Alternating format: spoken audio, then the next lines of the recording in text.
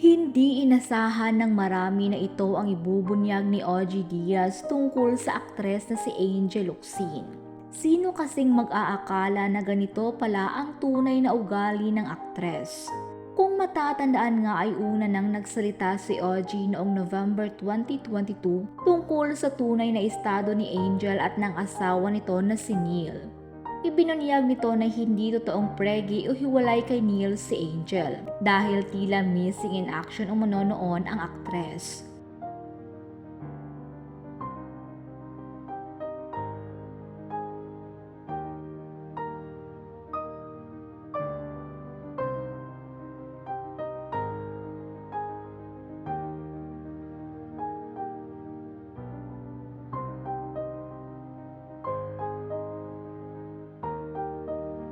Ang pagkawala raw ng aktres sa social media ay para sa detoxification.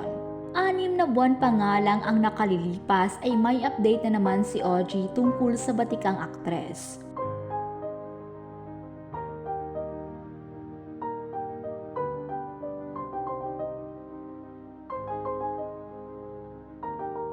Ibinunyag din ni OG na wala pang balak na magkaroon ng showbiz comeback si Angel.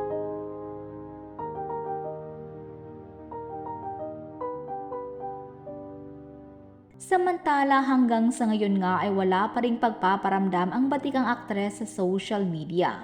Ngunit ano naman kaya ngayon ang isiniwalat ni OG Diaz na totoong ugali ni Angel Locsin? Kung matatandaan nga na isa sa mga video na ibinahagi noon ni OG Diaz sa kanyang YouTube channel ay inihayag nito na hinahangaan niya si Angel Locsin bilang kaibigan. Napansin niya kung paano nananatili si Angel sa tabi ni Kris Aquino habang ginagamot ito sa isang ospital.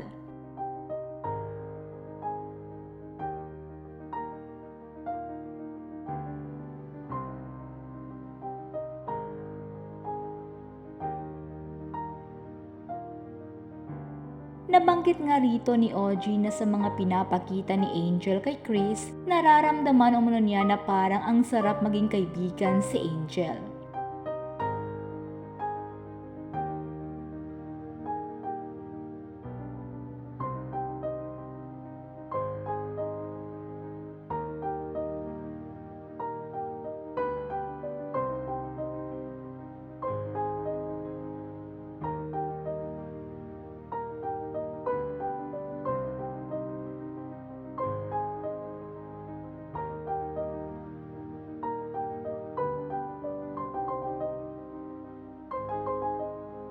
Ayon pa nga dito ay mismong ang mga taong natutulungan ni Angel ang nagsasabi kung gaano talaga kabuting tao ang aktres.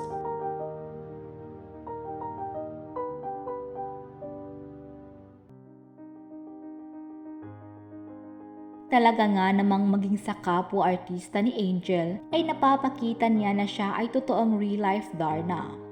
Hindi naman lingid sa publiko na napakabuti talaga ng puso ng veteranang aktres na ito. Dahil bago pa siya magpahinga sa kanyang showbiz career at sa social media ay laging makikitang tumutulong sa mga nangangailangan si Angel. Kaya hanggang sa ngayon na kahit matagal nang hindi napapanood ang aktres sa telebisyon ay marami pa din ang talagang humahanga sa kanya.